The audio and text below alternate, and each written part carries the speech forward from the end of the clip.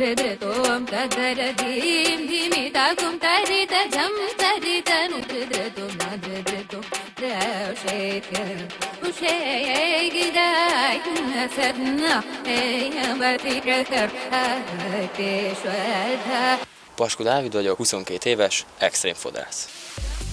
Jöhet nyugodtan a kérdés, amikor akarjátok igazából. Megcsináljuk ezt a kis fiszkót, bele fogjuk írni azt, hogy origó. Egyelőre még semmit nem látunk benne. Hajtetoválás. Kb. 2 hét után teljesen lenő. Ja, és feltűnő, mint az állat.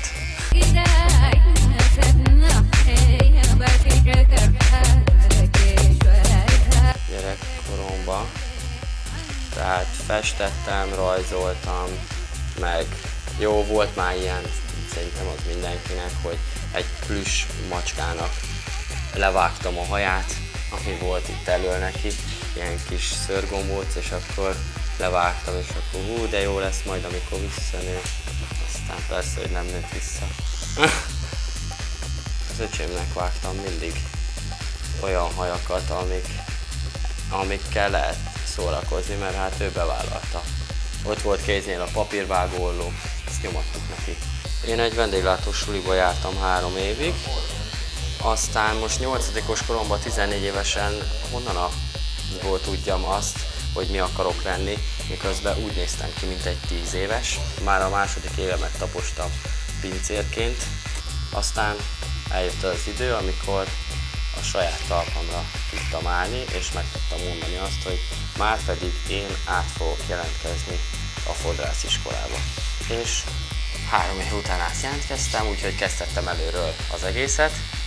Utána 3 évet jártam az Asbóth Sándor szakközép és szakmunkás suliba.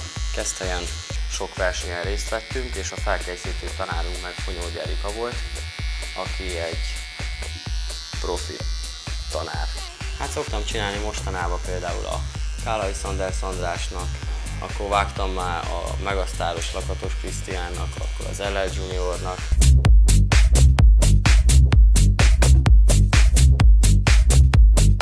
Ez sokkal több, mint egy munka.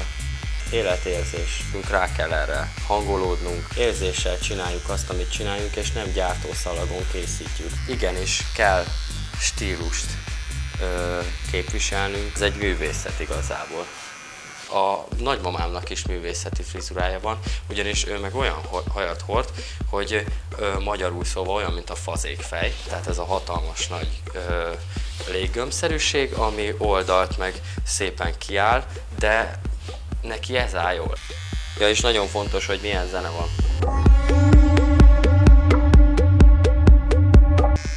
Nagyon csajozós a szakma, főleg a vendégszerzési része.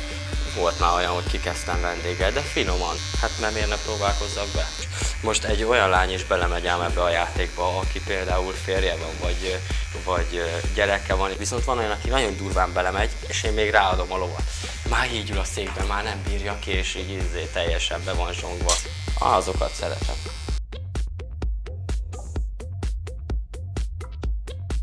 Általában olyan lányok vállalják be, akik a fiús nemet képviselik, tehát a leszbikusok, de a normális lányok is bevállalják, csak nem annyira durva tetoválást. Látványos, lányoknak pasizós, fiúknak csajozós. A spontán frizura a legjobb. A megtervezetben az a szar, hogy elkezdem, és úgyis mást fogok csinálni. Mindig lehet valamit alkotni, valami újat. Természetesen fejre szabottat, tehát személyre szabottat. Na, így néz ki egy jó kidolgozott hajtetoválás. Tehát láthatjuk tökéletesen az origó feliratot, ahogy ígértük, a többi meg a fantáziánkra bízott, kialakított minta. Rohadt jó lett.